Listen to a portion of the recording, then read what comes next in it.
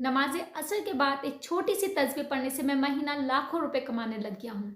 आज मैं आप लोगों के साथ एक ऐसे ही आदमी की स्टोरी शेयर करने वाली हूँ और साथ साथ ये भी बताऊंगी कि उसने क्या अमल किया, किस तरीके से किया। तो स्टार्ट करते हैं। बिस्मिल्लाहिर्रहमानिर्रहीम, अस्सलामु अलैकुम वरहमतुल्लाहि वबरकातुहू। Welcome back to my channel, welcome back to the new video. ठीक है ना। अच्छा, आज मैं आप लोगों के साथ एक ऐसा अमल करूंगी जो आप लोगों को नमाज असर के बाद करना है। ठीक है ना। जो भी कोई शख्स गरीब है, तंगदस्त है, बेसहारा है, तो उसे चाहिए कि वो ये अमल लाजमन लाजमन करे। ठीक है ना। इस वजीफे की इतनी ताकत है कि जो आपका कर्ज है वो तो लाजमन उतरेगा ही उतरेगा, इसके बावजूद आप महीना लाखों रुपए कमाने लग जाएंगे। ठीक है ना। इस वजीफे की बरकत से अल्लाह पाक आपको इतना रहमतों से नवाजेगा, इतनी आपके रोजे में बरकत हो जाएगी, आप लाखों करोड़ रुपए वहां से आपको मिलना शुरू होंगे जहां से आपका गुमान भी नहीं होगा। ठीक है ना। आपका घर नहीं है, गाड़ी नहीं है, बंगला नहीं है, आप फकीर हो, तंगदस्त हो, परेशान हाल हो, इस वजीफे के बाद से आपकी किस्मत जाग उठेगी, आपका वक्त, आपका मुकद्दर बदल जाएगा। चलते फिरते अमल करना है, कोई खास पाबंदी नहीं है। सही है ना। इसके लिए कहते हैं कि आपके रोजगार का मसले हैं, आपके कारोबार के इश्यूज चल रहे हैं, नौकरी में कोई टॉक्सिक माहौल है, आपके घर के अंदर कहते हैं कि कोई तंगदस्ती ने डेरे डाल के रखे हैं, रिस्क है जो घर में आने का नाम नहीं ले रहा है, तंगदस्ती घर से जा नहीं रही है, तो इस अमल की बरकत से कहते हैं कि रिस्क आपका दीवाना हो जाएगा। मैं ये वही सेम स्टोरी, सेम लफ्ज़ आप लोगों के साथ जो मैंने पढ़े हैं किताब में, मैं वही सेम टू सेम आप लोगों के साथ शेयर कर रही हूँ। ठीक है ना। तो क्या है कि भाई जो भी शख्स ये पढ़ेगा ना, आप रिस्क आपका दीवाना हो जाएगा, आपको खूब खूब अल्लाह पाक की तरफ से रहमत नाजिल होना शुरू हो जाएंगी वहां से जहां से आपने गुमान भी ना किया हो। ठीक है ना। और ये इतना 100% गारंटेड अमल है कि जिस किसी ने भी इसको किया है ना, कभी मायूस नहीं हुआ है, आपके कुछ दिनों के अंदर अंदर ही आपको इसकी तासीर महसूस होना शुरू हो जाएगी, आपके काम बनना शुरू हो जाएंगे।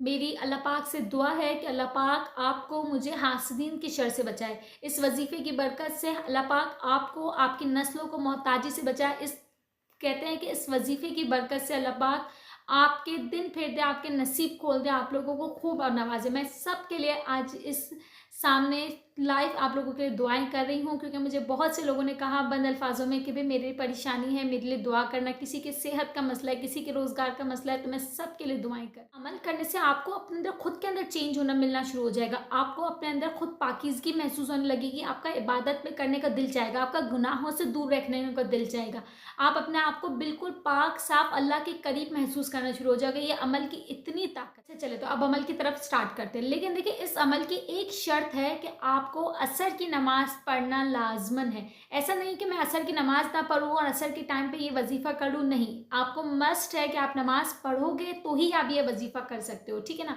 और हुजूर पाक सल्लल्लाहु अलैहि वसल्लम ने भी असर की नमाज के लिए बहुत तरगीब दिलाई है। एक जगह मुझे याद आ रहा है, फरमान था हुजूर पाक का, मैंने पढ़ा था कि जिसने असर की नमाज छोड़ दी, गोया उसने अपना घर माल सब लुटवा दिया।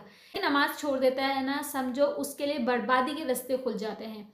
एक और जगह मैंने सुना है कि हुजूर पाक सल्लल्लाहु अलैहि वसल्लम का फरमान था कि जो शख्स है जो सूरज तुलू होने से पहले और गुरूब होने से पहले जो नमाज पढ़ लेता है, यानी फजर की और असर की, तो उसके वो जन्नत पे नहीं डाला जाता। ठीक है ना। तो समझे असर की और फजर की नमाज की कितनी अहमियत है। ठीक है ना। लेकिन मैं आपको ये भी बता दूं कि ये अमल कौन नहीं कर सकता, मैं वो भी बताती हूँ।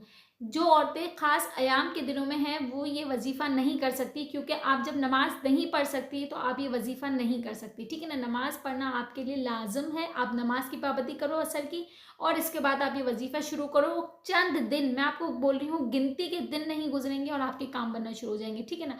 अब आप लोगों को नमाज असर के बाद वजीफ़ा किस तरीके से करना है मैं आपको ये भी बताती हूँ। सबसे पहले तो आपको क्या करना है, अव्वल व आखिर दुरूद शरीफ पढ़ना है।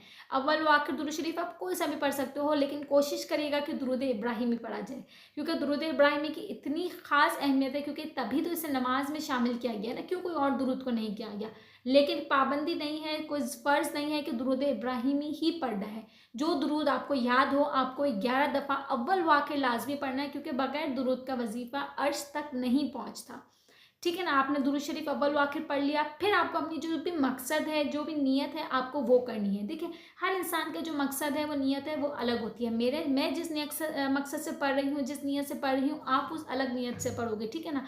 आपने जब ये पढ़ लिया, आपने अपनी जो ख्वाहिश है, जो मकसद है, उसको दिमाग में रखना है। इसके बाद फिर आपको पढ़ना है आऊज़ु बिल्लाहि मिनश शैतानिर रजीम, बिस्मिल्लाहिर्रहमानिर्रहीम। ठीक है ना, आपको ताउज़ और तस्मिया मीन्स आउज़ुबिल्लाह और बिस्मिल्लाह आपको पढ़ना है। इसके बाद आपको अल्लाह पाक के ये जो 2 नाम मैं बता रही हूँ इसकी तस्बीह करनी है। ठीक है ना, कहते हैं कि जिस बंदे को अस्माउल हुस्ना या अल्लाह के जो 99 नाम है वो याद हो जाते हैं, तो अल्लाह पाक उस नाम की बरकत से, अल्लाह पाक अपनी शायान शान की बरकत से, उस नाम की फजीलत की बरकत से वही रहमत उसके ऊपर शामिल नाजिल फरमाते हैं। जब हम या रज़्ज़ाक़ को पढ़ते हैं अल्लाह का नाम, तो अल्लाह पाक हमें रिज़्क़ देता है। या हम पढ़ते हैं या करीम हो, तो अल्लाह पाक हम पर करम करता है। या हम कहते हैं ना या रहीम हो, तो अल्लाह पाक हम पर रहम के रास्ते खोलता है। ठीक है ना, तो कोशिश करें कि अल्लाह के जो 99 नाम है वो लाज़मन याद रखें, आपको याद होना चाहिए। ठीक है ना।